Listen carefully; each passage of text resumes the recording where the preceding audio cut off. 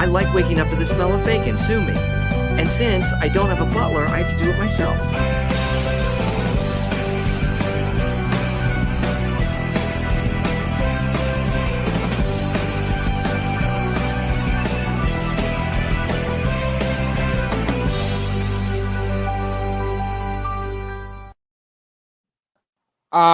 Yes, the first stream of 2025. And you know what that means? And that means Raw is Netflix. And today we are talking about the first episode of Raw on Netflix. I got the usual suspects here. We got Shiftygism and we got Rome's. How are we doing tonight, gents? Doing great. Pretty good. Pretty good. Very good. Very good. You know who's not doing great? Hulk Hogan. Hulk Hogan. Yeah. But we'll get to that in just a little bit. So yeah, the first stream of 2025. Already a lot more streams than I did in 2024. So that's a massive plus there, guys. All right, see you later. That's it. That's the entire. No, I'm just kidding. I'm not gonna leave you guys hanging like that. But yeah, first stream of 2025, and we're talking Monday Night Raw from January 6th, 2025, and it's on Netflix. The first one on Netflix, may I add. And 4 matches, a couple segments. Was this show the grand PLE or I still call them pay-per-views? Like everyone's like the whole dirt sheets were gonna say.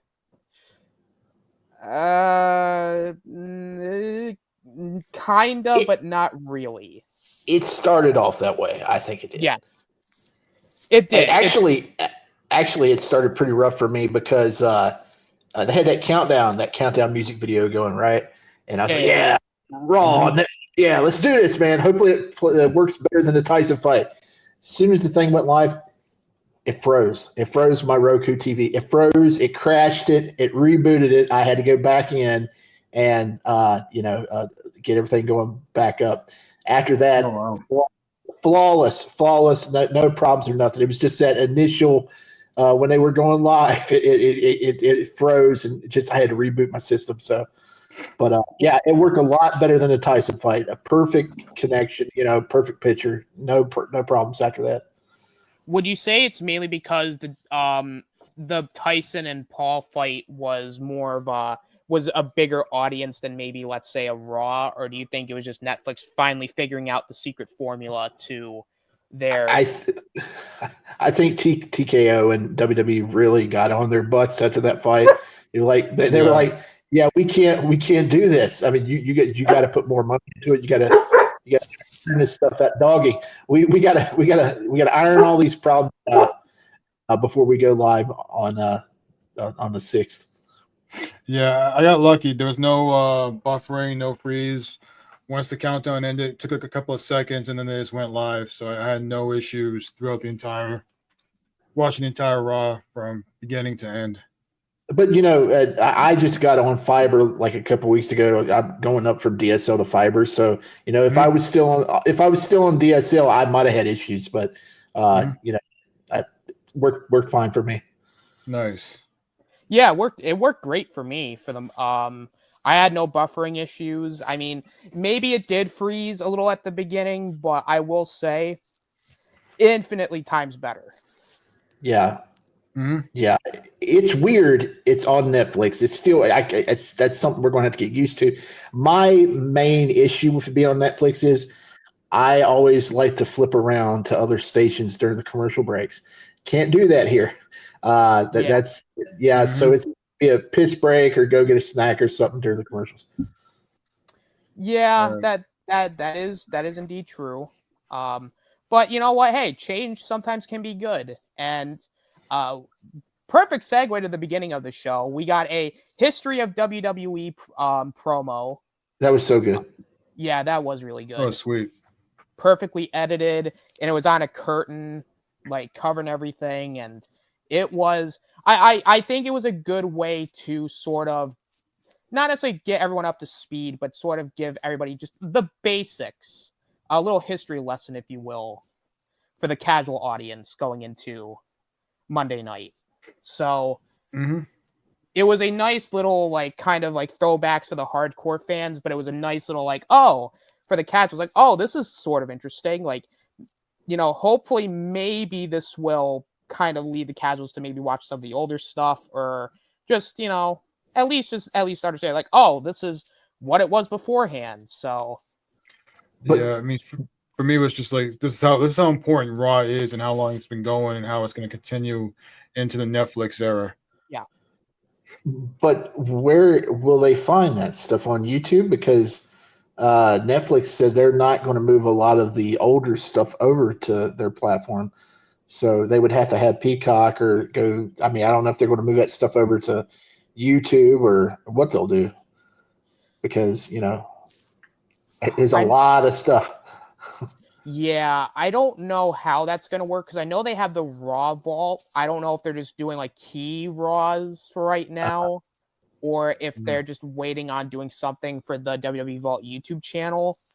But you would think they would at least just keep the older stuff on Peacock, at least for right now. Until I think excuse me, I just think at this point they should just put it on YouTube and just make it free. Just make it free. I mean, because you're going to get more people interested if you just put all that free content up so they can get invested in it. Because, I mean, after all the years that the network was up and Peacock, I mean, how many people has actually went back and watched that stuff, or still do? Just put up on YouTube for free. That's true. I mean, they could do that. They have the WWE Vault YouTube channel, so it would be perfect. Like, hell, even like doing like a membership thing on that channel where it's like, hey, we'll give, like, maybe do this as a smart business move.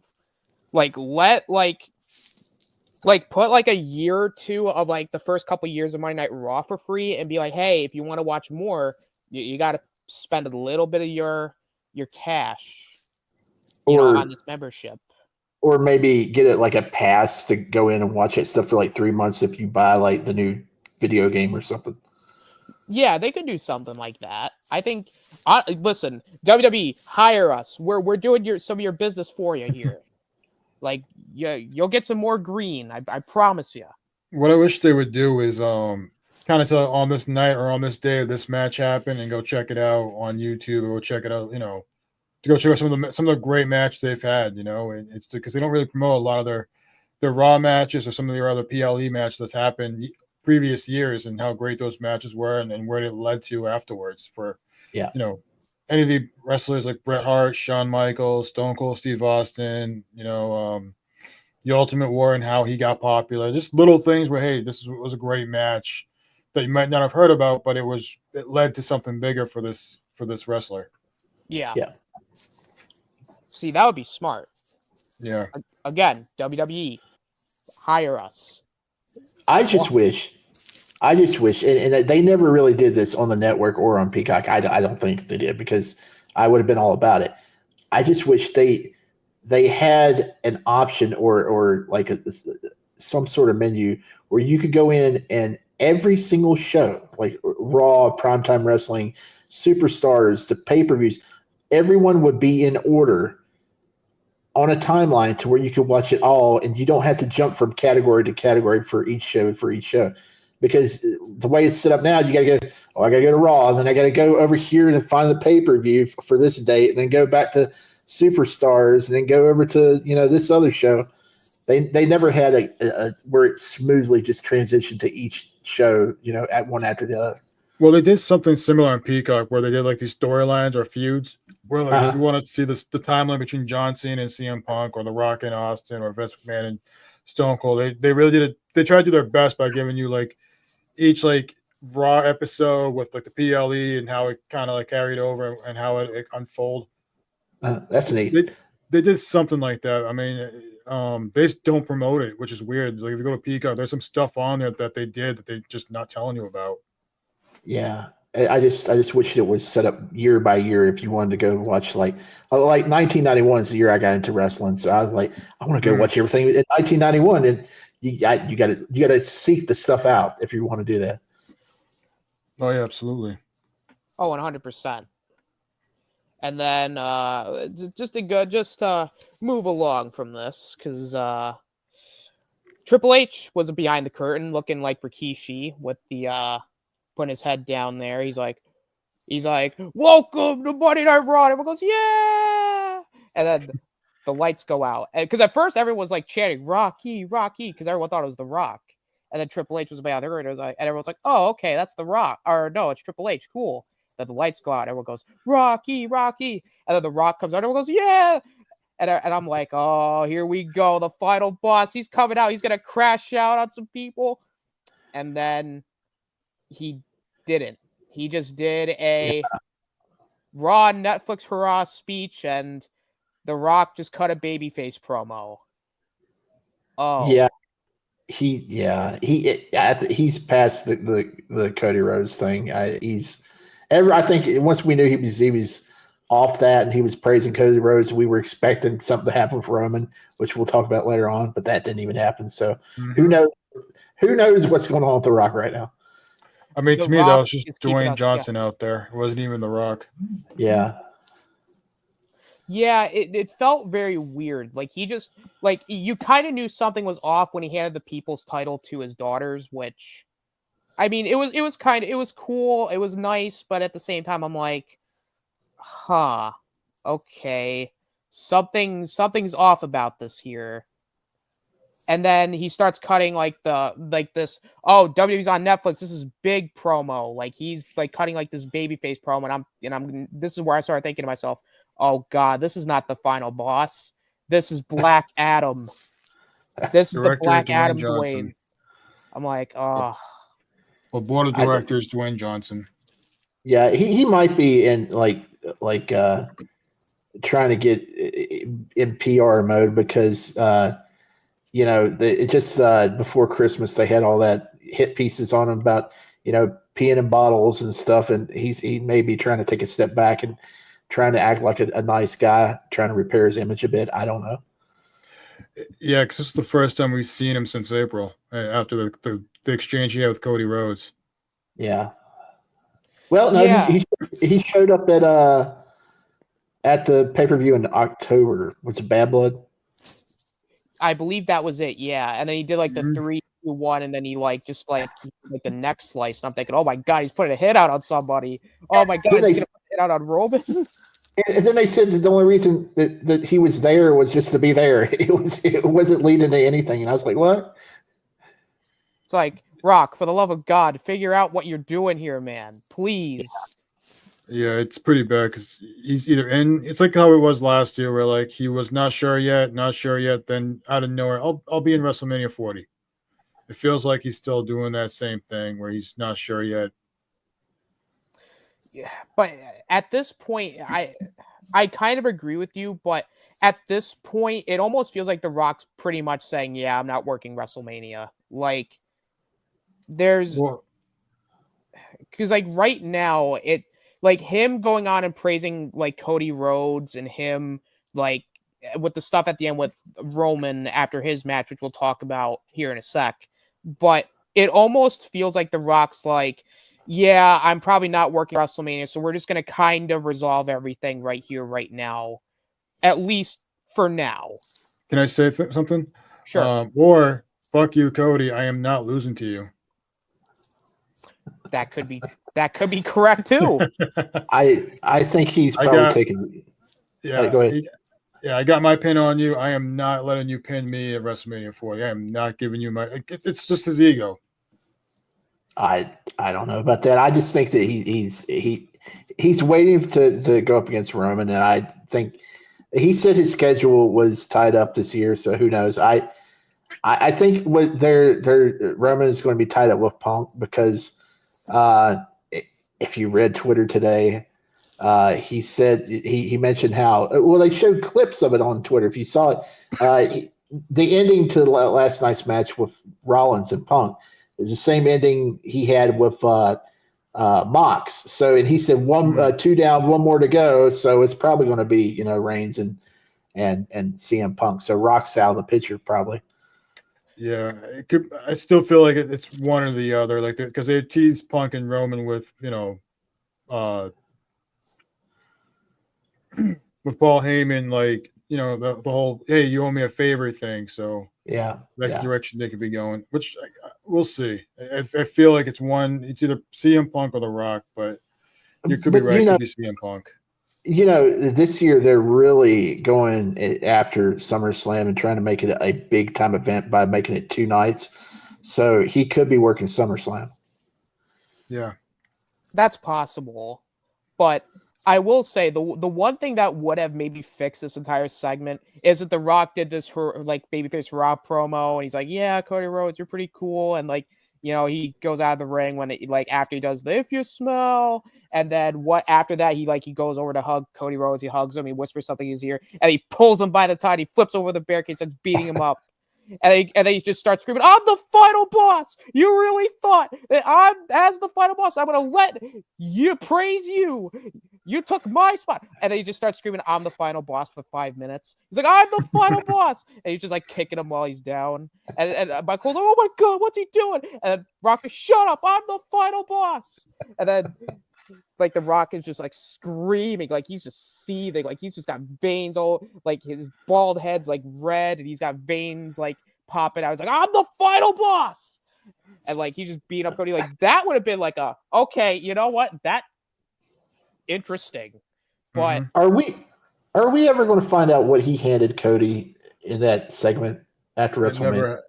After last night, it never happened. Everything for the last built up after WrestleMania 40. Forget about it. Never happened. If people keep saying it was Dusty's watch, but that can't be the case because they showed clips of Triple H and somebody else giving him Dusty's watch the weekend of WrestleMania. So I mean, it couldn't have been that. You know what it had to have been? It had to have been Kryptonite, because he was going to face Superman in his Black Adam movie. But then once he realized he couldn't do that, he was like, you know what? Cody Rhodes is kind of like Superman. So he's like, all right, here's some Kryptonite. Mm-hmm. Wait, yeah, but his cousin has a Superman punch. So did he give him Kryptonite I'm confused. I just confused myself. Yeah. Anywho, gonna segue out of that one before we get into more nonsense, if you will. But speaking of nonsense, we got the Tribal Combat to begin the show. We had Roman Reigns coming out in new sneakers and a new glove, which, you know what? I was like, wow, it took this guy 2-3 years, but we finally got him some new shoes. We got him a new gauntlet. You know what? It looks good on him. I'm not going to lie. So Pat McAfee wasn't the only person to notice, because that's what Michael Cole said. You're the only person would notice that, Pat. No, but no, Austin Nader noticed it. Oh yeah. It's like Roman every time he went out for a match, he's like, "All right, Roman, we're gonna get you some new gear." No, I already packed my stuff. I got my red shoes. I got my red gauntlet. It's fine. I got my black pants. I've been wearing the same black pants, mind you, for the last 4 years. Roman, don't you want to wear stuff? No, everyone loves this. Roman, you could change it up. No, red gauntlet, black or red shoes, same pants. Would you like to wear your tactical vest again? No. Absolutely not. I will not do that. No way. No, sorry, use. That don't work for me, use. Well, what if Dwayne said that? No, I don't care. Acknowledge me. I'm the head of the table. Believe that. Suffer succotash, son. Roman Reigns. And yeah, so Tribal Combat. It was okay. I liked it. Yeah, it was fun. It was fun. I thought it was better than the one between Roman and Jey Uso back at SummerSlam. Oh, 100%. Yeah. I just feel like they kind of missed their mark by closing the store a few months back. Yeah, it's one of those feuds where it felt like it went on way longer than it should have. Mm-hmm. Solo, and I don't mean disrespect by saying this, but Solo was thrust into a spot where he was not ready for. No. Even before this, he wasn't winning a lot of matches. You couldn't really believe him to be a main event guy. and then you're gonna magically put him into the main event, and nobody bought into it. Like the new bloodline with him, Tongaloa, Tama Tonga, Jacob Fatu. Jacob Fatu is the only standout guy in that group. Yeah, well, yeah, but I'm a New Japan fan from back when it was hot in like 2017, and they were the Gorillas of Destiny, and they were pretty cool. But yeah, I mean, they're not on that level like they were over in New Japan. But no, I mean, I give Solo credit for getting out of his comfort zone, talking more, really trying, but he's just a mid-carder at best. I do think after this feud, I think we're going to start seeing Solo versus Jacob Fatu and the fallout of him losing a second time against Roman Reigns. Yeah, that's could be where they're going, but I hope they do it outside the realm of the bloodline, because I think we're at the stage now where you don't really need the bloodline as a group on TV. Like, as far as like the original bloodline, like Roman, the Usos, Sammy, like just let them go off and do their own thing now. It's done. Like, I agree. There's nothing for them to do that's left in this story that really involves them. Like the only tie back to the bloodline stuff would honestly be what you guys said, is just Solo Jacob. That's it. Yeah. Mm-hmm. I was happy that Jay didn't show up and try to interfere. I was glad that he was not involved, so he could focus more on his match with Drew McIntyre and really kind of distance himself from part of that whole bloodline thing. Like, I like that he was there, but I want to see him go back and try to really continue to build as a singles wrestler and really continue that momentum he has. Yeah, and you know what? That's probably the best case scenario for him in the long term anyway, because he did such a great job post Bloodline that kind of bring him back into the Bloodline story, like around Survivor Series, like Crown Jewel. Like that kind of had me worried, because it's like, oh no, we were like, he was just starting to get really hot as a babyface. Now we're going to put him back with, Jimmy, and this is going to be the end of it. But I like that they turn into like, all right, I'm going to help my family out here real quick, but understand that when I'm done, I'm going to be doing my own thing. Right. Which I appreciated that. I was like, okay, you know what? That's perfectly fine. Like, Jimmy and Sammy coming out was perfect. Right. And you know what? Like, and even like throwing in Kevin Owens and Cody Rhodes in there, I think it was a little weird. That was so random. It was, but in the context of it, it kind of made sense. And also, I felt like that it did help kind of, it almost felt like they did it to put Cody on the show. Yeah. Yeah, because it was weird having him sit down as the WWE champion and you're not really doing anything with him. Yeah, that it was very weird, but it was also kind of weird too, because he was like sitting behind the barricade there, like he was sitting there behind the barricade, and then as the Roman match is happening, he just starts running down the ramp with the steam play, and everyone's going, "Wait, what? Wait a minute." He was like a fan. Wouldn't it have made more sense him jumping the barricade? Again, it's wrestling and it's logic. It doesn't correlate sometimes. The match itself, I think this is a match that definitely benefited from it being a no DQ, crazy shit happening, like chaos, because if this was just a straight up one-on-one match, Yeah. Like I like Roman more than the next guy, but even now I don't think he's like that type of guy that can give anybody a great match. No. Like, and Solo, he's okay, but he's not anything. Like, I'd say he's just kind of meh. Like, he's okay, but he's not someone that I jump out of my seat every week going, "Oh my god, it's Solo Sikoa! I can't wait to watch his match." Right. You had a couple table spots in there. Like, you had a lot of chair weapons. You know what? It worked for what it was. Was it a masterpiece being told on screen? No. But was it just a fun little brawl that you got a somewhat satisfying conclusion to? Yeah. I mean, I celebrated that it was just finally over and like, okay, we can now finally move forward to Roman versus, Punk or The Rock, because obviously we'll probably talk about The Rock showing up, after the match was over. Yeah. So let's get to that. So spoiler alert to anybody who didn't see it. Roman won because Roman wins lol. Hit him with the spear a few times. I mean, it became a finisher spam fest towards the end. But Roman hits the spear, wins. He gets back his Oompa Loompa, Ufa Falafel, the Ulafala. And then The Rock comes out, and everyone's like, wait, what? The Rock coming out? What does this mean? Like, is The Rock going to do something crazy here? And, like, The Rock is, like, hugging Paul Heyman, and, and then there's, like, this huge, like, awkward stare down between him and Roman. And it's just like, oh, is something going on here? Like, what's going on? And then it just turns into The Rock just shaking Roman's hand and hugging him, and it's like, oh, okay. And then, and then there's like this really awkward period where like they're just both standing in the ring, like Roman's just posing and The Rock's just in the background looking at him, and I'm thinking, okay, is this leading to something? And then The Rock pulls down the rope, and then Roman leaves, and it's like, oh, okay. Was The Rock looking at him in awe? Like, did he want to kiss him?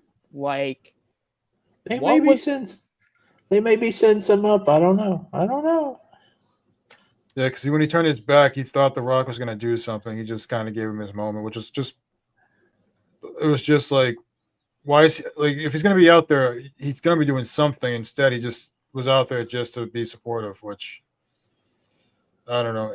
For the first night at Raw and with the whole Roman Reigns and everything, it's supposed to be the time to really set up WrestleMania between The Rock and Roman, which another hint that it's not happening. I mean, if it's not happening at WrestleMania, I think Rock did that awkward like stare down with them to sort of like be like, hey, it's still in the works. It's still going to happen later down the road, but it's just not happening yet. Right.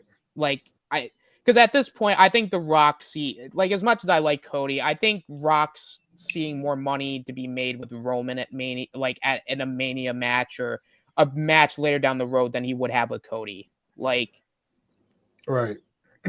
Or maybe vice versa. Like, we don't know. Because we don't know what The Rock wants to do. Like, for all we know, The Rock could secretly be like, yeah, I'm working WrestleMania, but I just don't want to tell anybody yet. Because he's all over the place, like you guys said. Because like there was like one time on like Twitter where Dave Meltzer was like, oh, Rock's not wrestling WrestleMania. And Rock's like, don't believe anything you see on the internet. And you're like, oh, wait. So is The Rock working WrestleMania? And then now it's like, now Rock's just like doing all this stuff. And it's like, all right, Rock, you just need to come out and say it at this point. You work WrestleMania or you don't want to work WrestleMania. Like, you can't be cryptic here. He's going to face Austin Theory. Yeah, you know what, Shifty, you're absolutely correct. The Rock is swerving all of us that he's going to face Austin Theory at WrestleMania. Yeah. And Austin Theory is going to win by kicking him in the dick. Hey, what about those black ring mats? Oh, you know what? Thank you, Shifty. I forgot to talk about that. See, this is why you're here, Shifty, because you keep me on the straight and narrow. Yeah, the black ring. You know what? I think the black ring mat, like if it was just a plain black mat, maybe with like a little logo here and there, like I would be okay with it. But there were way too many logos on that ring mat that it was distracting.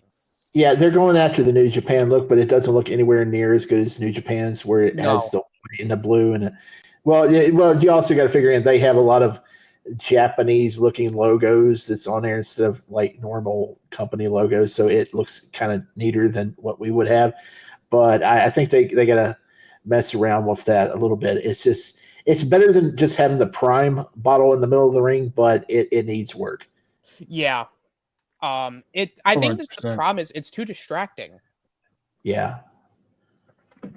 Like, I'm glad they didn't go the red mat. Like, SmackDown's blue, Raw's red. I'm glad they went with the black though. Yeah.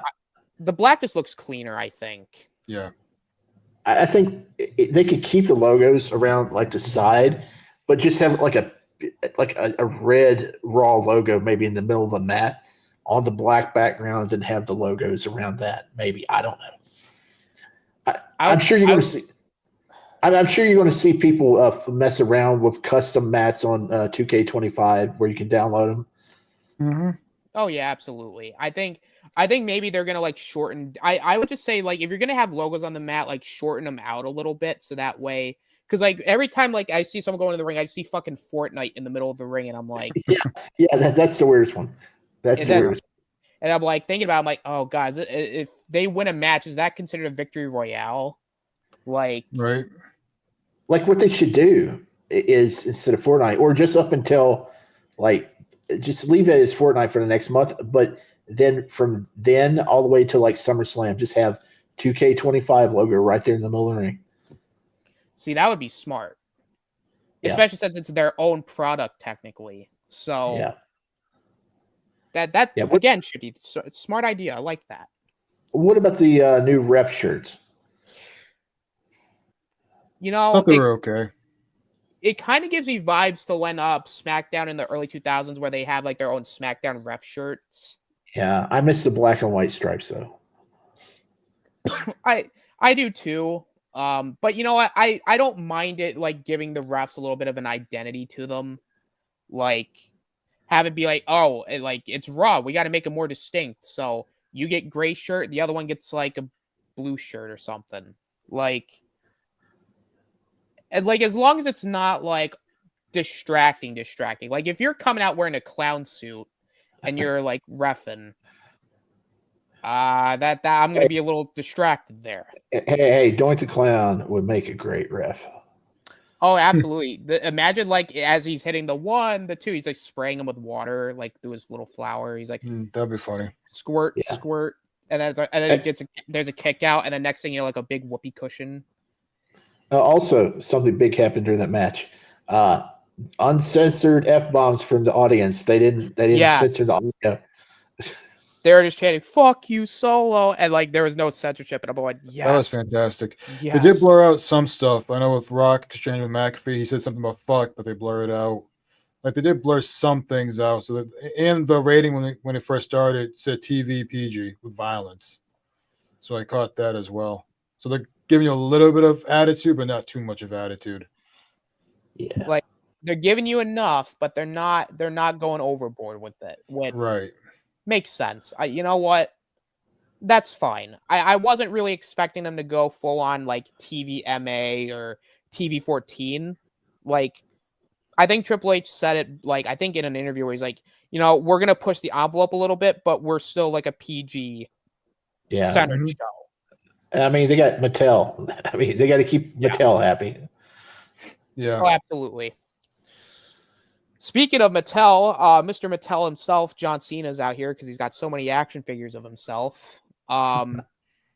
So John Cena just came out to just do like a little promo. He's like, yeah, you know, my career started in Los Angeles, and this will be the last time I'm here in jorts. And he goes through his like history in Los Angeles, and he talks about the farewell tour and how he like, oh, the internet's saying, well, who's Cena gonna face? And he's just going through like a list of people, and everyone's booing or cheering depending on who it is. Like CM Punk, everyone goes, yeah, and then they go Gunther, and everyone's like mixed and like, and then I think they said something else, and then everyone's just like, boo.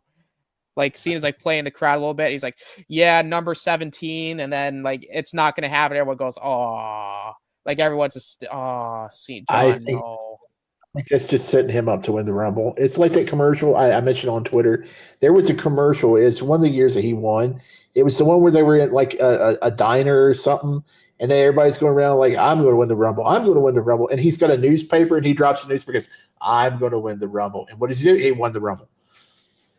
I wonder if like when he did that, all the wrestlers just went, oh, fuck, he just won the Rumble. Never mind. I did feel like they were testing the waters to see, okay, who do they want me to go up against? You know, the most. It was, you have hearing CM Punk's name, which is really loud. Then you hear Cody Rhodes. Those are the two biggest pops people want to see.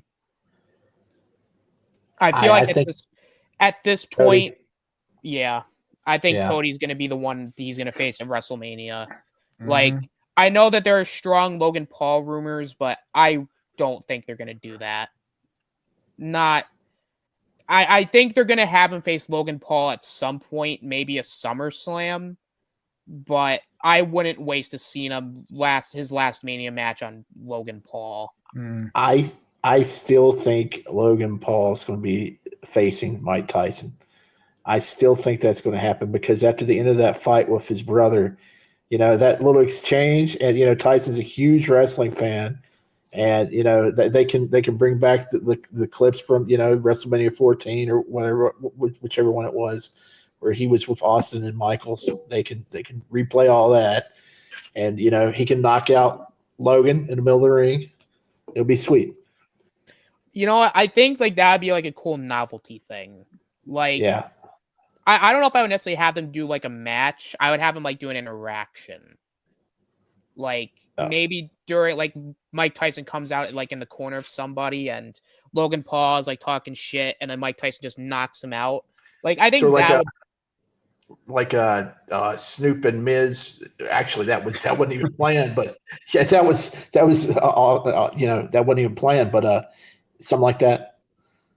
Maybe Mike Tyson will be will show his bare ass at WrestleMania and just knock him out. I love you, son.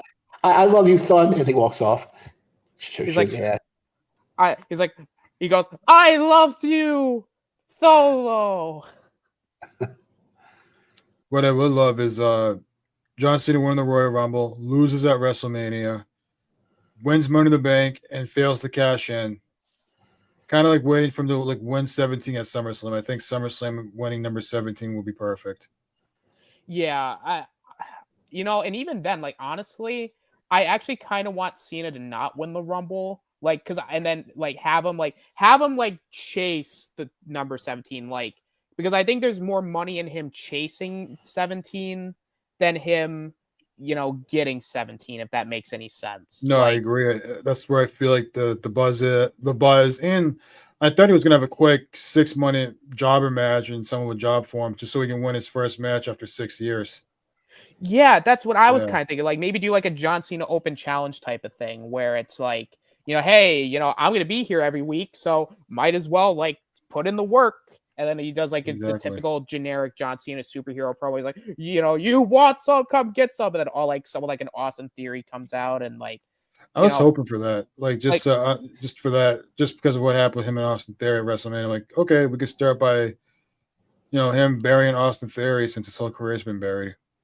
Yeah, I honestly, I just want Cena just to get his win back over Theory and just squash him. Don't even have a match with him. Just go full on Super Cena with it. Have him take out the golden shovel. Have him get the buzz cut. Have him do the 5 moves of doom. 5 knuckle shuffle and all. Does the lightning fist, the worst finisher in history, and that's how you beat Austin Theory. Have Cena just go full on Super Cena. No bullshit. Golden shovel. That's all. That's kind of what I want from this run, is because obviously he's gonna lose a few matches here and there, but I want to see him actually get some wins here.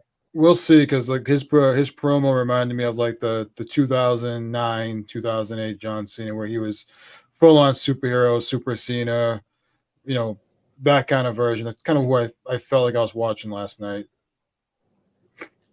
It's very nostalgic, Yeah. It brought a tear to my, because it just made me remember. It just reminded me of all the talent he buried when he did that promo, and just came back to me. And I'm like, oh God, I need this guy back at full force. How many titles does Charlotte Flair have? 16. 16? Really? They hold on. They bring her back at the Rumble. Those two should have a race. Who can win that 17? And they could just cut promos between each one. They're I'm going to get 17 for you. I'm going to get 17 for you. So I'm seeing her Wikipedia right now, and it says she's a 14-time champion. Never mind. Well, dang it. But goddamn, even that's a little impressive there. I was like, oh my God, 14. Well, they padded it out with Sasha there at the beginning. Yeah, that's true too. I mean, she is expected to win the Women's Royal Rumble. I just want to know I just want to know if I'll recognize her when she comes back, because every time she comes back, she looks different, completely different. I'm like, I don't recognize her anymore. She always has something done or touched up or. She's gonna come back dressed up as Sting. It's like Natty. Natty looks so much different than when she first came in. Oh yeah. Oh, absolutely. I mean, her whole jawline has changed. She puts too much Botox on her lips. She looks like a Muppet sometimes. Which still beautiful, still very sexy. I like this version of Natty, but like, I wish we got this much sooner. Yeah. Yeah, it seems like a midlife crisis just a little bit. Yeah. I mean, I think when she saw Tiffy coming in, she was like, I got to do something. Oh, absolutely. I mean, she is the only Hart that had more matches than anybody from the Hart family. Yeah. I guess apparently there's like some record or something she now holds within the Hart family. Very interesting. Yeah. And the longest Hart family member who's been wrestling for a very long time, which is interesting as well. Huh. She racked up years. She racked up like over thousands of matches or something. There's some kind of record she has, which is very interesting. It's just I'm hoping she does win the Intercontinental title, the women's one, or wins one belt before she decides to retire at some point. Yeah. Oh yeah. I 100% agree with that. Because I thought she's done a great job during this women's era of wrestling, which there's been so much talent. She's still there in the smack in the middle of it and really helped building some of the talent out there. Yeah. She's probably going to transition to the Performance Center. Mm-hmm. Oh, absolutely. So to kind of like wrap up the segment, Cena announces like, yep, I'm entering the Royal Rumble, and now Cena's going to win the Royal Rumble. Because let's face it, who exactly is going to win the Royal Rumble here? That's not John Cena. And the answer is probably no one. Exactly. Unless WWE swerving all of us and they're like, no, Cena can't win the Royal Rumble. No. We gotta get somebody unexpected to win the Royal Rumble. I think it's time for Austin Theory to get his moment and push and shine. No, it's not happening. It's probably going to be Cena more than likely, unless they're going to do something with Punk and Gunther at the Rumble, which they're probably going to do, and having maybe Punk win the belt, which is highly unlikely. See, I would love that. Like Punk winning the belt, Seth winning the Rumble, like Seth trying to get his win back over Punk. Like, if they're going to do something like that, then maybe. But for me, the money, where the money's at is that John Cena wins the Royal Rumble and he goes up against CM Punk at WrestleMania. That's like your Rock and Austin match, so to say, because those were the two biggest guys for the last 20 years. I mean, that is true. And Punk really wants that match with Cena. So, I mean, hey, you can knock it out in one shot. Punk main events WrestleMania. He gets to face John Cena. I mean. But you got the Torch Pets concept with, him and Cody. So. Right. That's a big one, too. Cody ruins everything. Yeah, he does. He does. I'm telling you, he shouldn't have won last year. I just feel like he should have been chasing for the belt after winning it a few months after 40, but I just feel like they don't know what to do with him. That's why they have Drew McIntyre in that transfer portal. Whatever they're doing, the transfer portal, they're not really promoting. Yeah, because you have Drew McIntyre and SmackDown, and they kind of tease Bayley going to Raw. So they're trying to figure something out for Cody because like his just the people he's been wrestling like. Just hasn't been that great since The Rock. It's really hard to find something that can give you a heel quality like The Rock, or close to it. I honestly, before we get to Rhea, because I think Rhea Liv was next after this. So my thing is with Drew, and before that, I feel like they could possibly heading into a direction where it's Drew and Roman, possibly if they're not doing Punk and Roman. Because the little hints here and there, especially with the way they're building Drew up against this OG bloodline, I feel like it would be kind of a miss here if you don't have Drew face Roman at some point and have Drew get his win against Roman. I liked her a lot. I don't think he's forming all this right now.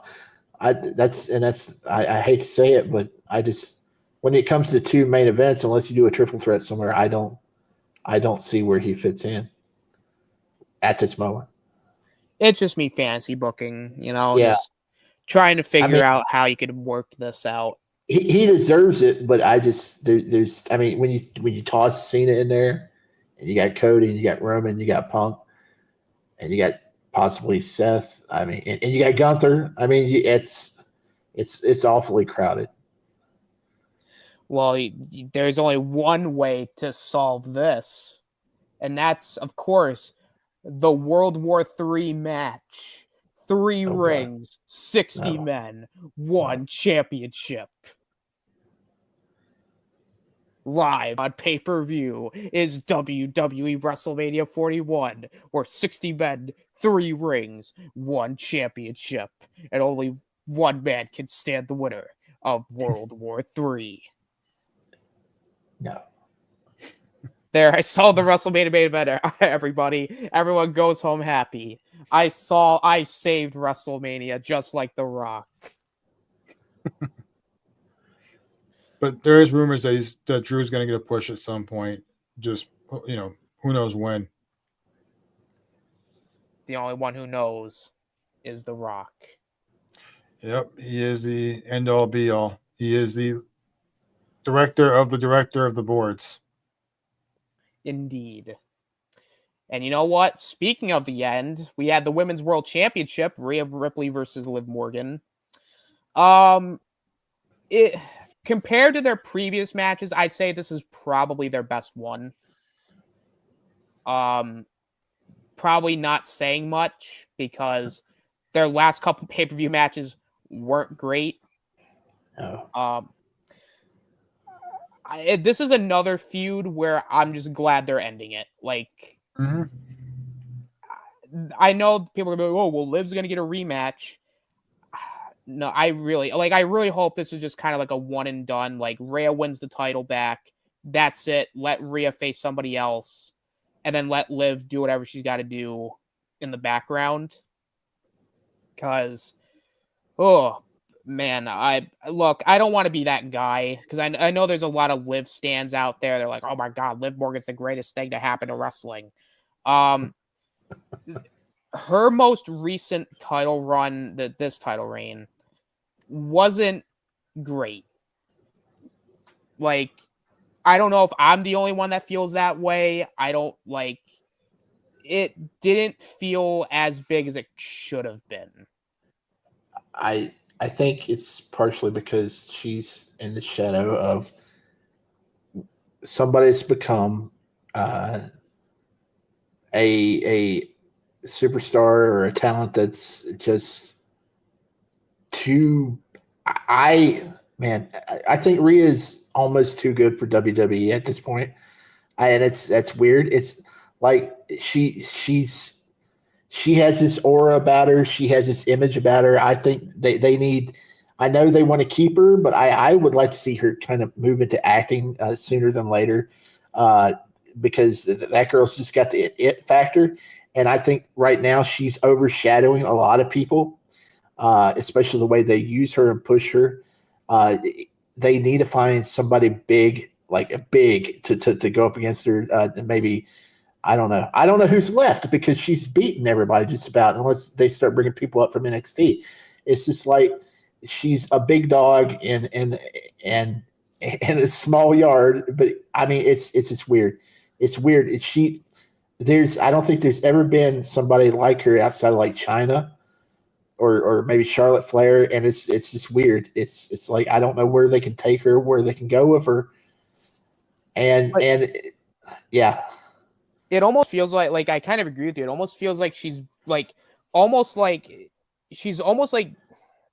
her aura is probably bigger, and I think as far as superstar levels, you want to talk about probably the biggest women's wrestler to come out of this era of wrestling, Rhea Ripley's the top.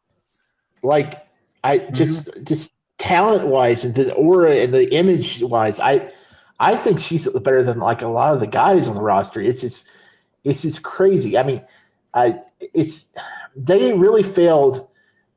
Well, McMahon didn't know what he was doing. He had ideas to like put his stars in movies, but he didn't get the actual like talent behind this, the picture, like the better producers and stuff, or they were all low budget crap fest. He could have actually made stars out of some of those wrestlers back in the network days.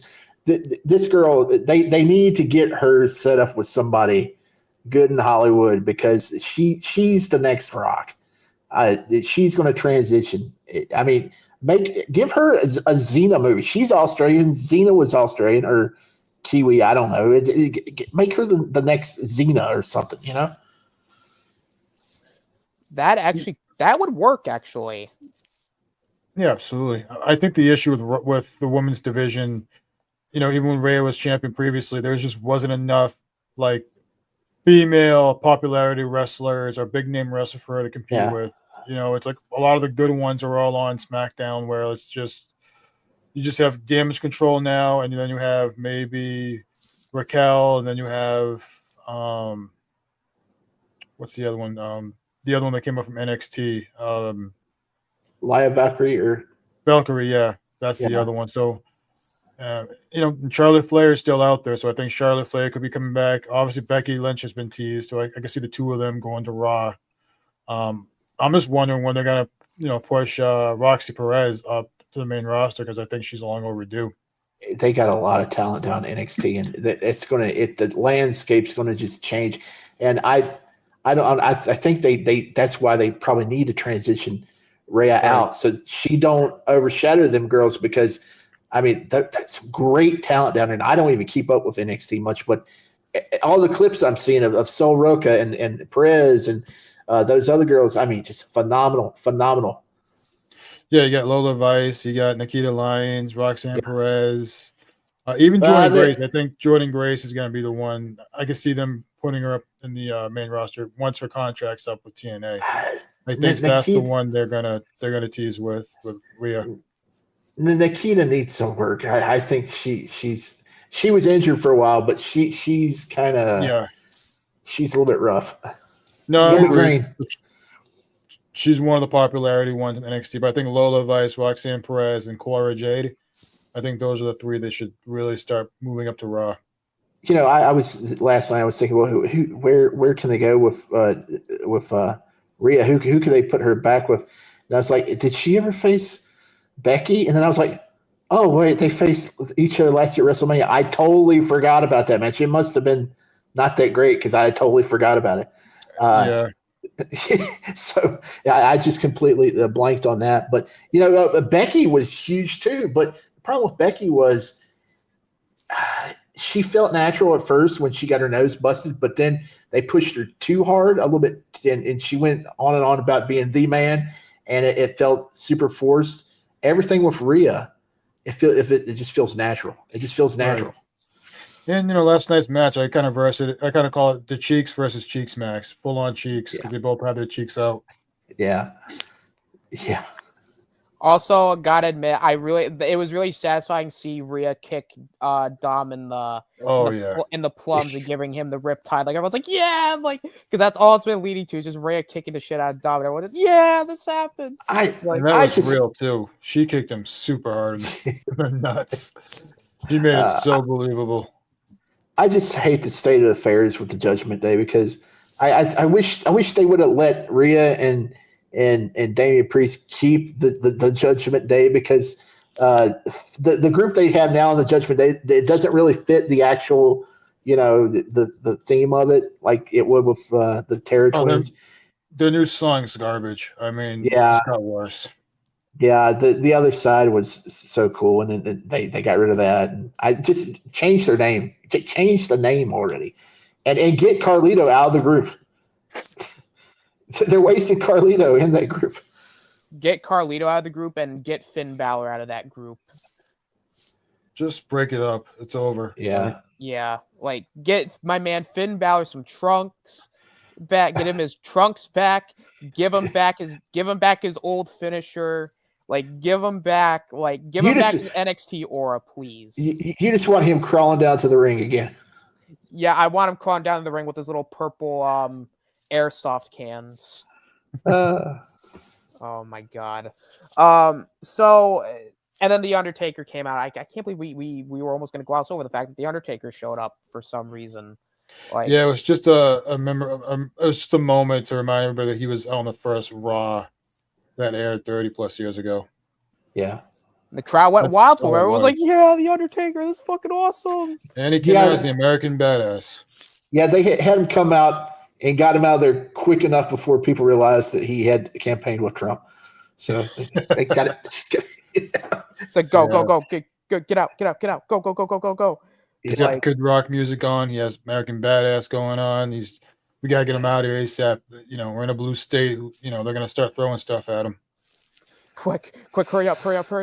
And then like they did the little like fist raise thing, which That was You know, so weird it was very weird, with but Rhea being there. it was kind of like a him passing the torch type of thing with her, but it's like How much passing the torch does Rhea need? She's already like one of the top 3 biggest stars in the company.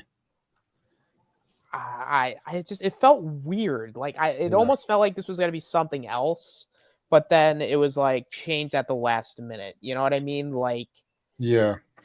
it So the almost story. Sorry, no. Go ahead, Rome. I was gonna say there's a story that apparently Becky Lynch was supposed to make her appearance after the match between Liv and Rhea. Just to say she's back, but I guess that got scrapped.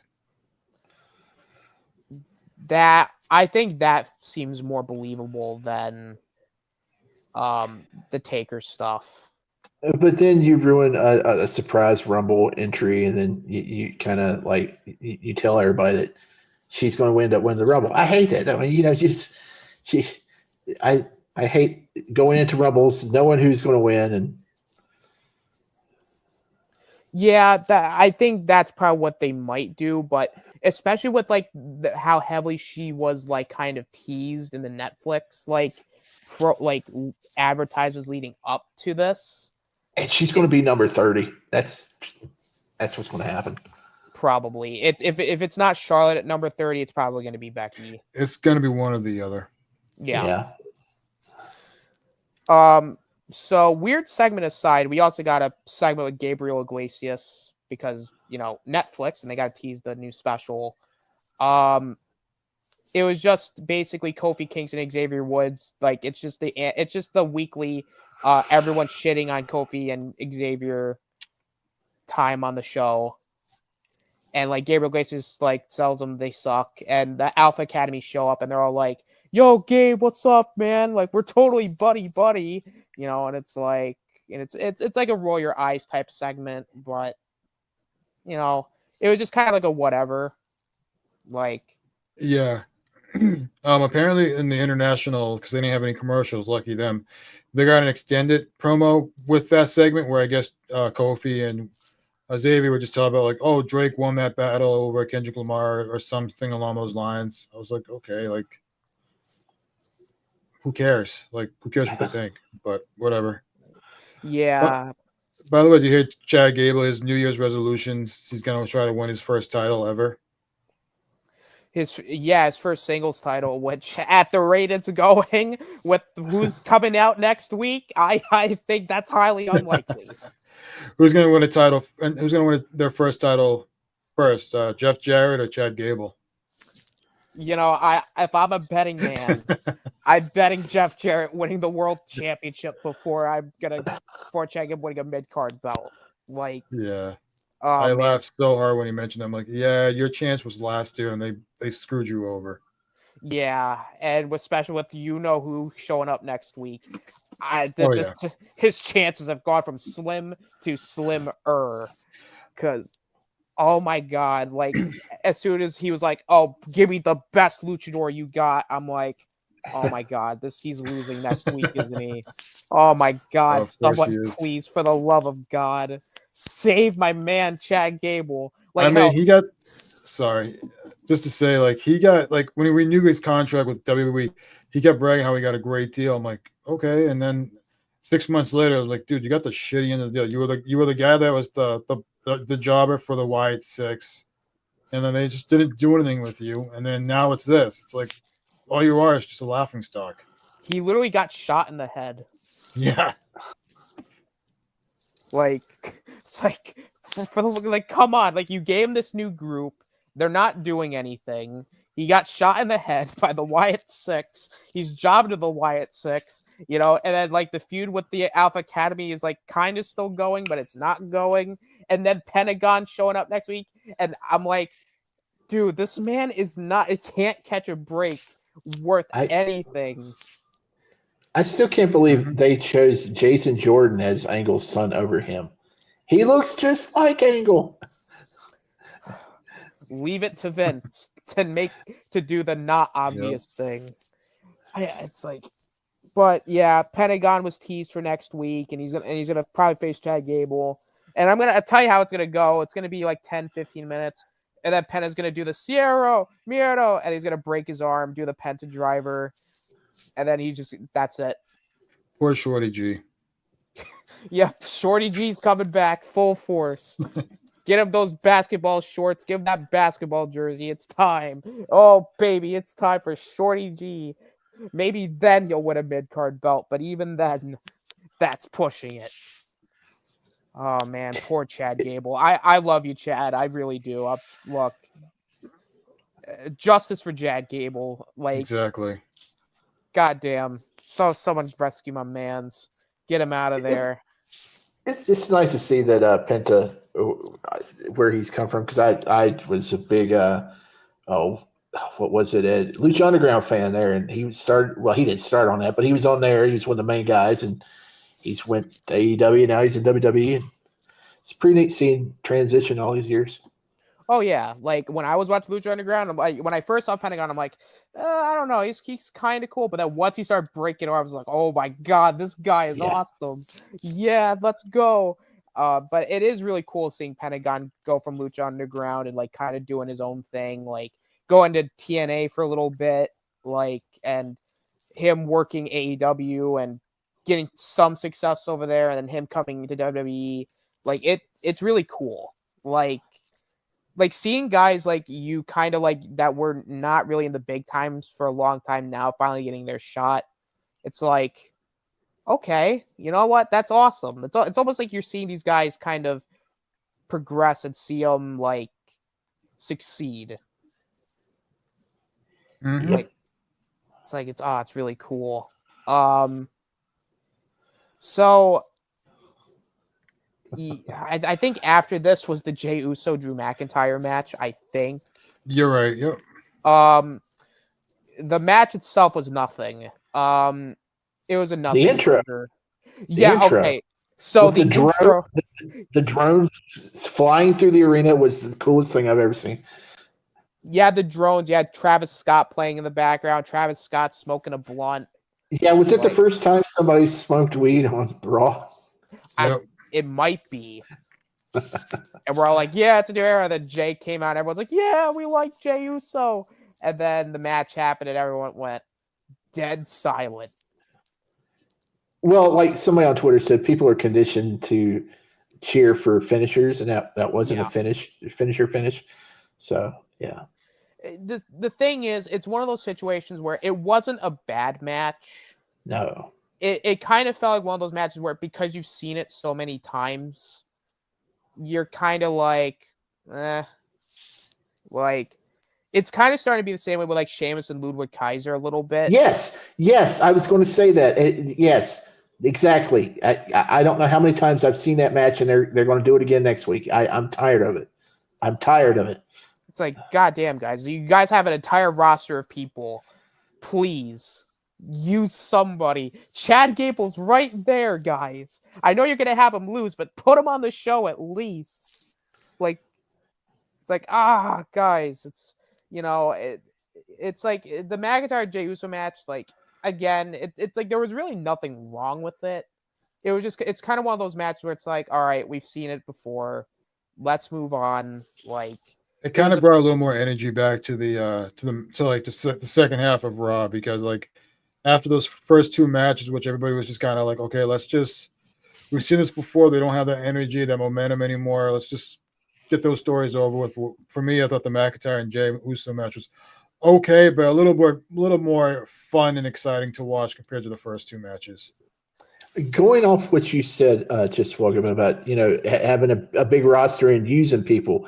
How does this? I don't know if you heard this, but Triple H said that the length of Raw could be 45 minutes, it could be 3.5 hours, it could be anything that he wants in a given week.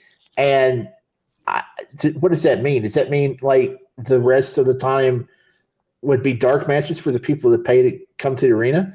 They always say like, "Oh, this is the highest grossing gate ever." Or are they going to like severely rip them off by only having like 1 or 2 matches and not have no dark matches for them?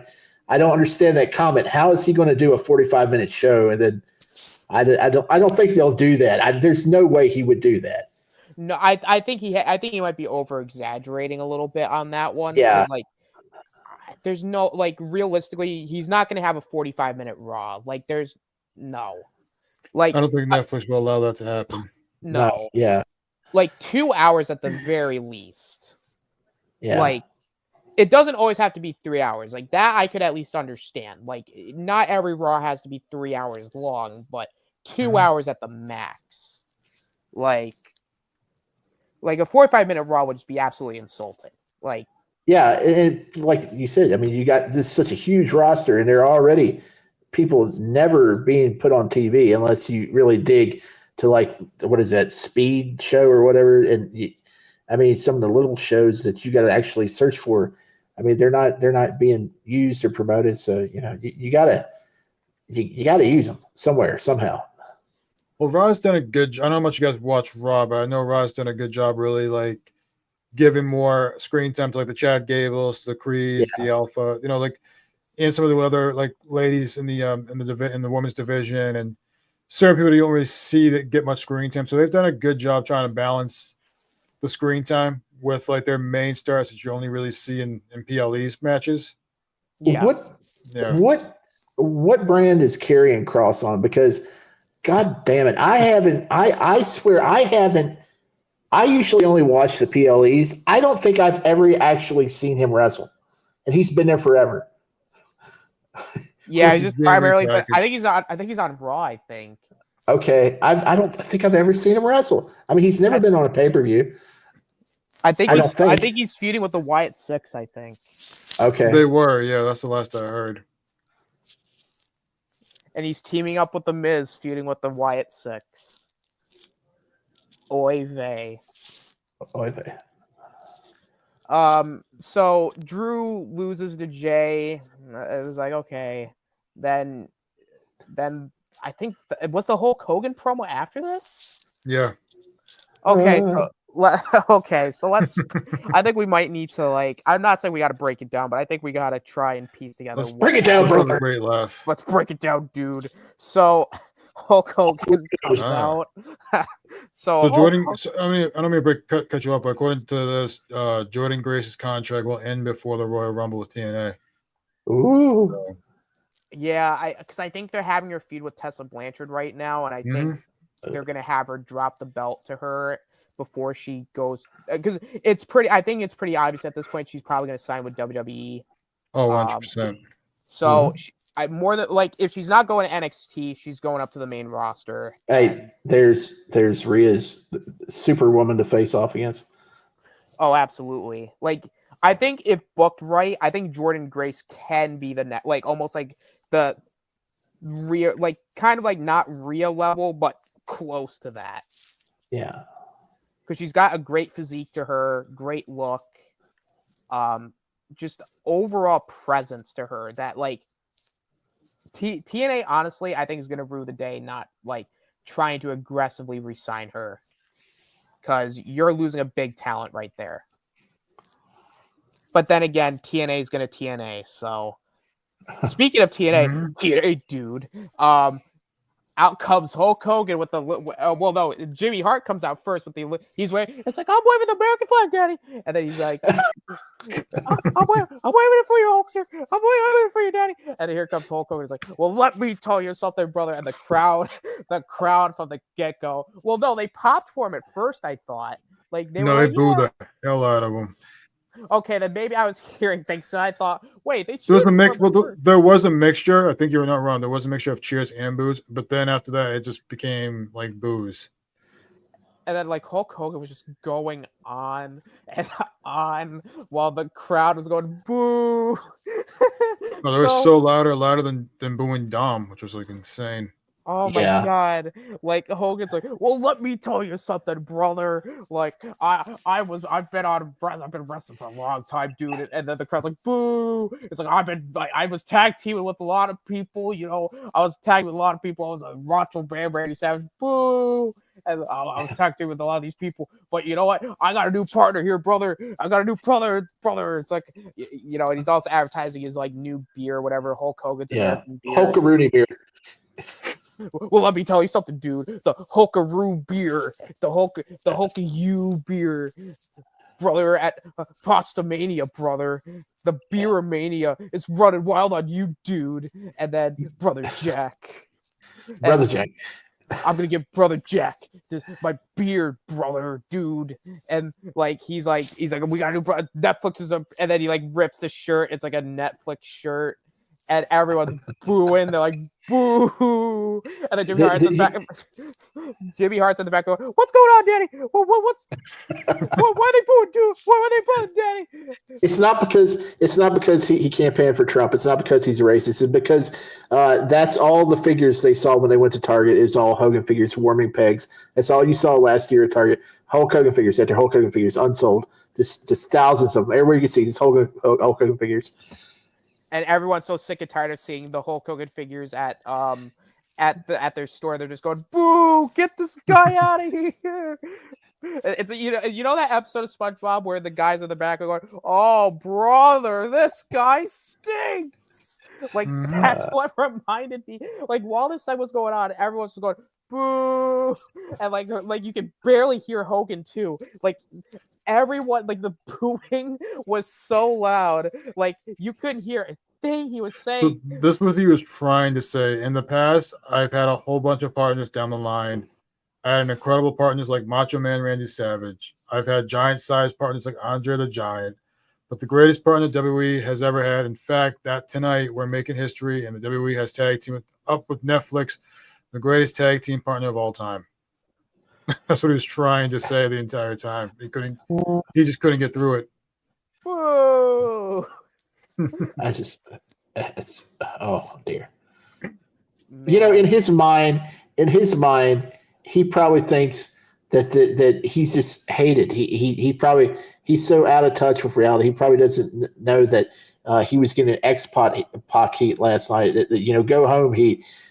So he's probably, when he went backstage, he's probably like, oh, dude, they hate me. Let's bring back Hollywood Hogan. Let's bring back Hollywood Hogan, brother.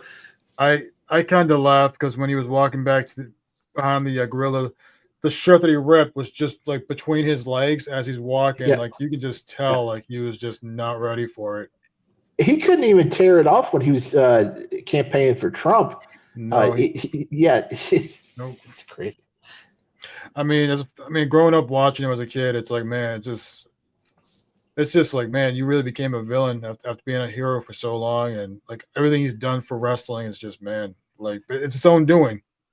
I think, like I said before we started, what lost him, with the crazy thing, what lost him his movie with Chris Hemsworth and the guy that did the Hangover movies. They were going to do that biopic for him, right?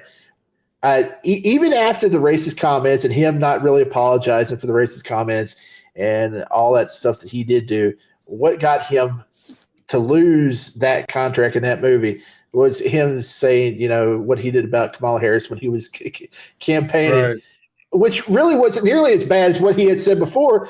So, I mean, it's just they were just itching to get rid of him. So they still got the Ben Affleck movie about Gawker and him going up against Gawker, supposedly. That's going to be hilarious. Yeah.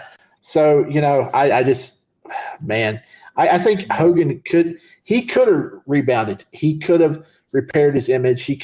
But he refused to say he was sorry when he was in front of the roster. He came out and said, "Don't get caught, brother. When don't put yourself in a situation where you get caught, brother." And that really played heavily on Big E to where he was disgruntled about all that. And then, I mean, he should have hired a PR consultant and just kept his mouth shut. Things would have been fine.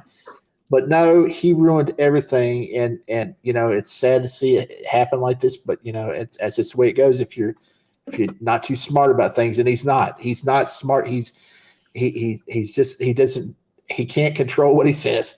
No, he lies. Like he's like a freaking He lies. liar. He lies, and he's just out of touch. He says what is he, like 70 something years old, 75, 76? I mean, he's got to be up there in the, what is he, 70? Yeah, 70 something. He's either got to be late 70s or early 80s. Like, and I just oh, he's 71, but he looks like he's 80. Yeah, and plus I don't think he understands that the younger generation are just so ready to pounce on anything. Like just anything, right. Whether you deserve it or not. But of course, he deserves a lot of the stuff that they're pouncing on. But he could have treaded, he could have rebounded, but he just it ain't happening. I just think he's the amount of like damage that guy's done to himself from wrestling. I just think he's just like you say, he's out of touch. He's not aware. He's like that old grandfather that you see that says things he shouldn't be saying. You have to keep telling him to shut up, and that's where he's at right now. That's a lot of Trump's problem too. I mean, it's just too old, and you got to have handlers when you're that age if you're a public personality, just to make sure you don't cross the line. Right. Yeah. It's kind of one of those things where, like you guys said, and I have to say we're not trying to make this political, but no.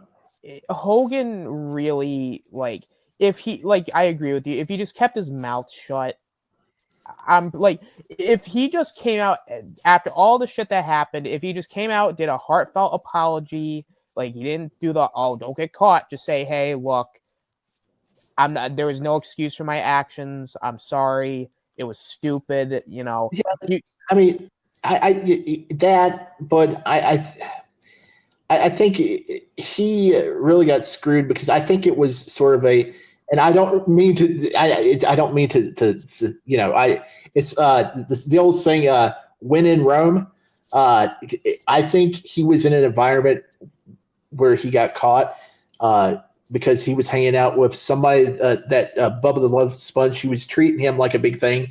After years of him being out of the limelight, he had no reality show going on anymore. He wasn't doing any wrestling stuff, and Bubba was using him in a capacity to where he was basically kissing his ass and making him a big deal, and also offering up his wife to blackmail him. So that environment, they could have been actual, also using racist stuff. And if he's getting something offered to him, he maybe just wants to fit in that environment.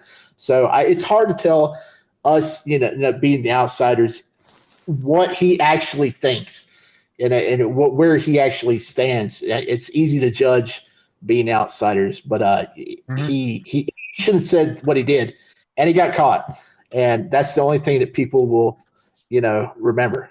Yeah. Right. And at the end of the day, he did it to himself. I mean, I remember, just going back to memory lane. I mean, after what happened with him and his first wife, and how he had no prenup, nothing, and he lost hundreds of millions of dollars. The guy was like, I don't know if he filed bankrupt, but like his financial situation was so bad. Like he just was doing Comic-Cons like every other month just to make money. Until the Gonka thing, until he won the whole Gonka trial, and then was able to go back to living a decent life again. And it's crazy because he got caught on a phone call years before when he was consoling his son after the accident he had, and he was talking mad crap about the kid that he left in a vegetative state. And he probably, I think he was just trying to calm Nick down when talking to him, and he probably shouldn't have said those things either. He definitely probably shouldn't have.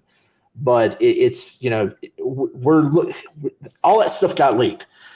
It shouldn't have got leaked. It's stuff that we should never have heard, because I don't care how you present yourself in real life. We all have said stuff and had conversations that said things we probably shouldn't have in certain times, and we would never want those things to get out. I mean, it may not be racial stuff. It may be just regular stuff that that you don't want people knowing about. And he had all that exposed, and because he's like one of the most popular dudes in the world, they went after him, and it's a shitty situation. Absolutely. Oh, 100%. All right. So I think we're at the point now where I think we can kind of like steer away from. It's over, brother. Yeah, it's over, dude. It's like it's over, daddy. Time to hang it up, brother. Let's get to the main event. CM Punk, Seth Rollins, first time ever, huge deal. Lots of story, lots of promos leading up to it. For a TV match, or for the first main event on Netflix, I can't call it a TV match anymore. I think it was a pretty good Raw match. Yeah, it was okay. I don't think it was. It wasn't the end all be all match. Like I see some people on Twitter being like, "Oh my god, this was better than this." That it's like it wasn't that good. Like, no. I think me and Rome's, we were like DMing each other throughout the match, like saying like there were points in the match where I'm thinking, "Oh god, Punk hurt himself." Like, oh no, like it's. Because you kind of worry, like, because there's like one spot with the barricade where like it looked like he hurt his arm again, and I'm like, oh no, oh god, yeah. Punk hurt himself again. Great. That would be crazy if he missed a Mania again. That would I would have been like, oh my god, Punk. There's no, like, it almost would be like, there's no way, the circumstances can't be that bad. Coincidental. But he survived. That's a four match streak now since SummerSlam. Yeah. It's like, I'm like, oh my god, Punk, please. It's like, and then like there's a spot with I think it was with the pedigree in the table, the announce table, and I'm thinking, oh my god, like Punk might have hurt himself here too. It's like, It's like, oh my god, it's like you start to panic a little bit, and you go, oh my god, like at any point, CM Punk's gonna hurt himself. Like he did like a dive too, and I'm like, oh my god, Punk, stop! You're scaring me a little bit. I mean, that's how it felt like watching Stone Cold Steve Austin towards the end of his run, like back in like 2002 and 3, going to 19. You were just kind of wondering if he was going to get hurt again or get injured again, because like the amount of damage that guy took back in those days. Yeah. But for what it was, like it felt like it could have been more, and I think we're gonna get more. Mm-hmm. So I'm pretty sure they didn't give us what I'm pretty sure is gonna be a lot more in the tank. Like this is just, I think, like a little preview to like what eventually is gonna be like. Because if they're not gonna have Punk and Roman at Mania, like Punk and Seth, like their rematch at WrestleMania, I think will be better. This was just a good setup match to sort of kind of showcase what you'll see on Netflix, while also saying like, hey, this isn't going to be the end of like this feud. Right. Well, there's rumors Becky's coming back, and there's a lot of people want to see AJ back, and if she can go, you can do some sort of feud that gets all of them in together, and like a mixed tag, maybe. Well, yeah, but you could definitely do that, but you could have like, the two, Becky feuding with AJ, and you got Seth, just two feuds, and then maybe you could do the mixed tag, or have them be like valets or whatever. You can do a lot of stuff. There's a lot of possibilities. Lots of possibilities on Netflix. Also, did you guys notice that CM Punk wore the same jacket he wore when he choked out Jack Perry backstage? I was just gonna bring that up to you about the jacket. It was close. The X's were a different font. It was almost the same. I just genuinely believe it's like I almost want to hear someone if someone on commentary go, "Oh my God, CM Punk, he's gonna make Seth Rollins fear for his life tonight." Like, if Michael Cole did that on commentary, I'd be fucking laughing because me too. Because the circumstances be like, CM Punk coming out to the ring tonight, he's gonna make Seth Rollins fear for his life after what he did on Monday night. Well, you know that shot in the intro supposedly was a shot at AEW where he turned around and they zoomed out and he's looking up at the camera and you're showing that packed arena. That was supposedly a shot at AEW's ticket sales. That I feel like that was a CM Punk. Like CM Punk did an audible. Was like, no, you got to do that. Do it. Yeah. Well, I'm doing the entrance. Like, don't do it with anybody else. Do it with me. Like, I want to just send a message here real quick to just to AEW real quick. Like, let me. I know it's the Saturday night show for AEW and it shouldn't really count. But I mean, you take in contrast that crowd versus the crowd they had the other night where Edge came out and debuted as re-debuted as Cope. And he's wrestling for like 150 people. I mean, it's terrible. It's wild. Yeah. It's kind of sad, really. A little bit. I don't know. AEW does gangbusters over in the UK, but I don't know, man. I don't want to talk too much or any trash because Rob or somebody will be like, "Oh, you don't watch it. You don't know." I mean, I don't watch it. But just looking as an outsider looking in, it seems like they're not going to be around much longer. I mean, they do well in specific markets, like Florida. They do well up in Massachusetts. They did pretty well up here in Boston and Worcester. So, I think they just need to focus on which places where they're going to get a lot of people to see their show, than just going across the country to try to get people to watch their show or get tickets. I'm just surprised that they haven't really merged with like ROH and TNA to form like a larger company to where maybe they could get more people interested. I don't know. Didn't Tony Khan buy Ring of Honor? Yeah. Yeah. Yeah. I mean, I don't really like how we handled the whole Ring of Honor stuff since that happened.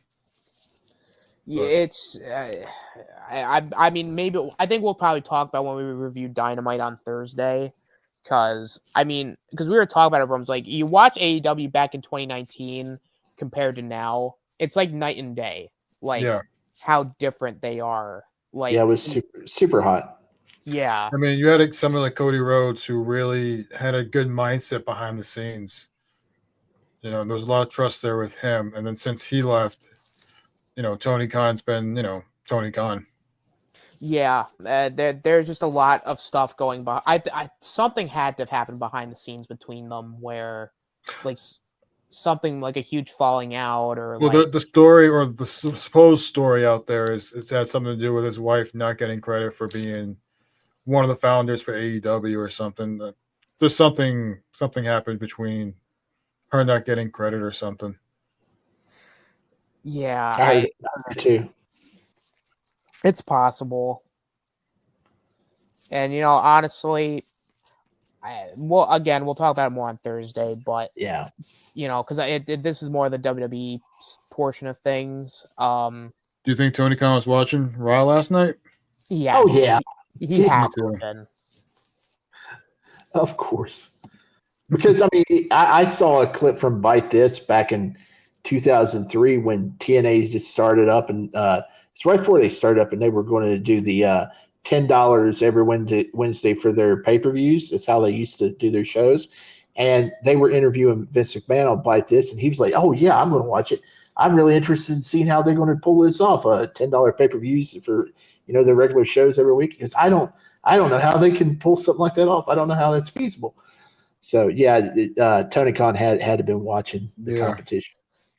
I know we're kind of backtracking here real quick, but do you guys just like, especially when you like with Rome, like when you watch AEW, do you feel like Tony Khan's still secretly pissed off at like Hangman and the Bucks for the CM Punk stuff that he's like kind of like punning? No, I think he's over it.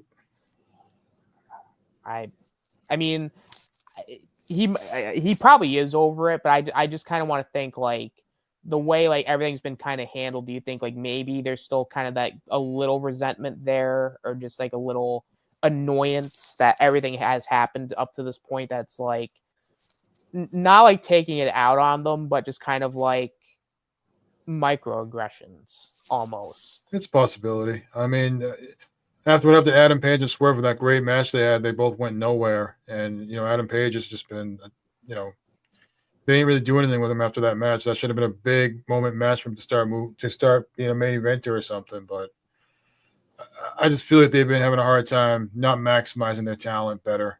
Yeah. Especially when you have a guy like Will Ospreay who gives you 5-star matches. Like, you got to do more than just, him.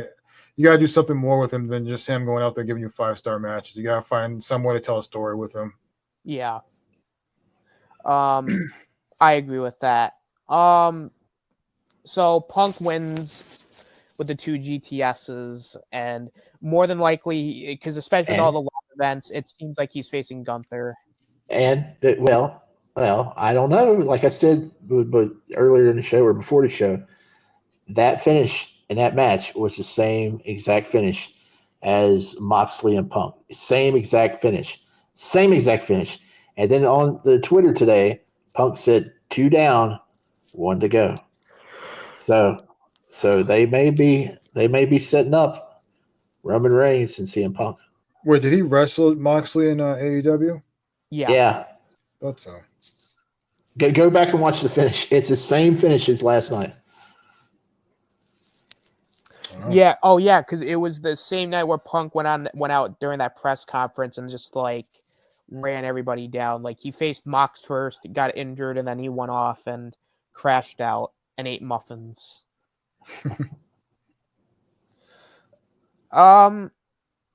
So we really didn't cover the match, but like honestly on these reviews and even like on these shows, like we're probably not going to cover like all like the wrestling like itself. We're just going to be talking just in general about the shows. But so overall, and I think we can just kind of wrap it up here. I don't think this show, it wasn't bad, but no. I'm going to put an emphasis on the but here. But on paper, this felt like it should have been maybe a little bigger than what it was. Like it was a good, I think I can maybe describe it best. I think this was good for the casual audience, like a good introduction for the casual audience, like for the ones that are like watching on Netflix for the first time. But for like kind of like the people that have been sticking around, it felt more like it almost felt like it kind of like not like an in-between show, but it feels more like almost like a softball show. I disagree. After sitting through so many quote unquote big Raws where they parade all the legends out and put them in comedy spots or just spots they shouldn't be doing, the way this was set up was night and day under Triple H. It just having the stars from that they weren't using in the audience and spotlighting them, spotlighting the celebs that are there to make it feel like it was a big time show, instead of using those legends in a horrible fashion. I think it was night and day, and it came across as the right way to do things, unlike what McMahon had been trying for so many years. Triple H knows what he's doing, and it felt big, especially the presentation. Those drones are awesome. The drones outside with those logos up in the air that the drone shows that they're doing outside was great. They should actually have showed more of that, because there's a lot of that stuff on Twitter that they didn't show of the putting up like the Yeet logo and stuff outside. That was great, and it felt like a big show to me. I've watched a lot of Raws. I started back in '93, and I can tell you this actually it felt big. It lived up to it, I think. Thought it was okay. I thought it was, a lot of overthinking, but I don't know if that had to do with TKO being there. I don't know if they just scaled it back when they were going to go big, and then still felt big, but it felt like they held back a little bit of they hyped this up as like this is a new beginning, the new start, and obviously WrestleMania is around the corner. I think the expectations were so high, a lot of people thought that we were going to get something that's to really start the road to WrestleMania with some of the wrestlers, and I felt like we had some good matches. It felt very important. I just felt like you didn't get anything to look forward to the next week.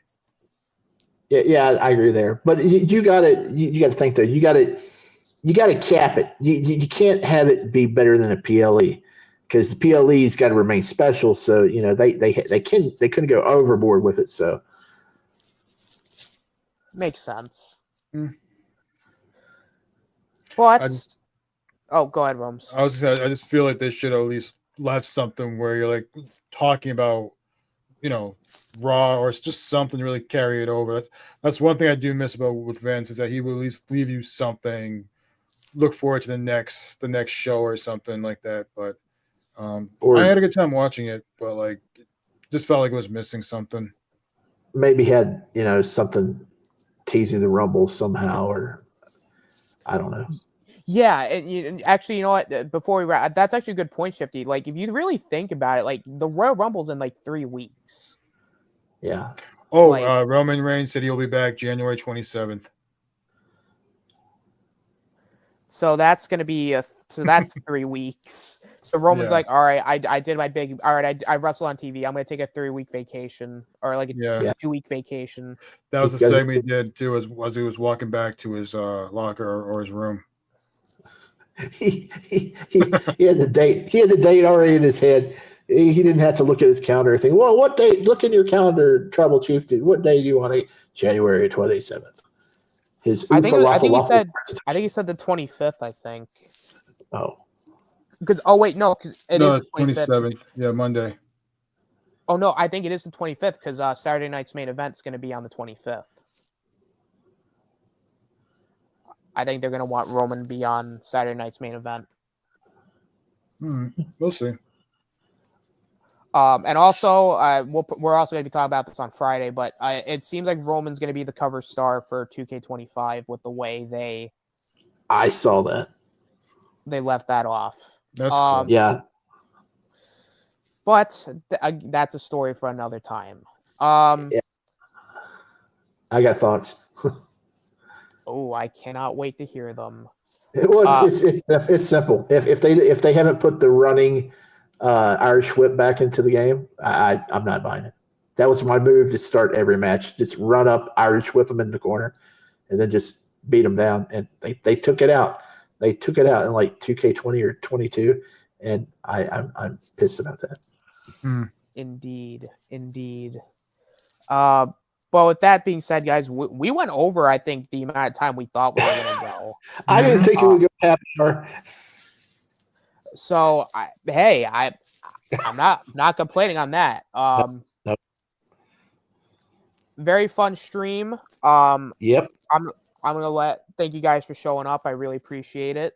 I'm gonna let everybody. Awesome. I'm gonna let everybody go around the panel real quick. Tell them where they can find themselves at. I'll start with Rome's. Where can they find you at, sir? They can find me at the Cooler Kids channel. They can find me at Storms Nation and my own channel, Rome's. Talking about comic books, movies, movie reviews, wrestling. All three. It's the same thing. Movies, Cool Kids, movie reviews, Storm Nation, variety of everything, and then my channel, which is the same thing, variety of everything. Awesome. Shifty, where can they find you at? You can find me on Twitter at Shiftygism. That's Shifty GISM. I post stuff about action figures and nerdy stuff and get in arguments with people from time to time. And also, I am actually putting content out on my YouTube channel, same name, action figure, just reviews and stuff I pick up. And I've actually, since I got the good internet, I've been doing some late night, early morning streams, House Flipper, and I started up Dead Island because I've had that in my backlog forever. And I got God of War Ragnarok. I got to start up sometime soon. But if you're up in the middle of the night, just check me out. Awesome. Glad to hear it, Shifty. That's awesome. Yeah, once I get a new computer, I'm going to be doing a lot more stuff. But right now, I'm just the PSN basic deal. Yeah. Just start off small and then work your way up, type of thing. Yeah. Good deal. You can find me here on this channel. I'm at least hoping to be a little bit more active this year. This week's just going to be kind of a trial week to see if the multiple streams will work. If not, I'm going to probably scale them back. So I'm just going to, like, this week, I think, like, me and Shifty, we've kind of talked about in DMs, like, this week's just primarily going to be a trial week to see if it'll work. If not, I'll figure something out. Like, maybe instead of doing like 3 streams, like maybe just do 2, or even just 1 stream a week.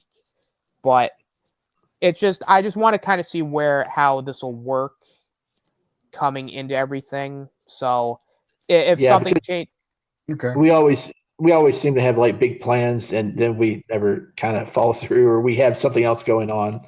So you never know. Yeah.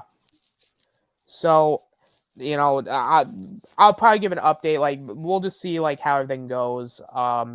You can find me on the Cool Kids channel, Cool Kids Movie Reviews. You can find me on Guy Scar's channel on Wednesdays, typically, sometimes. And you can find me on Storms Nation on Sundays. I'm just everywhere. Go check me out when you can.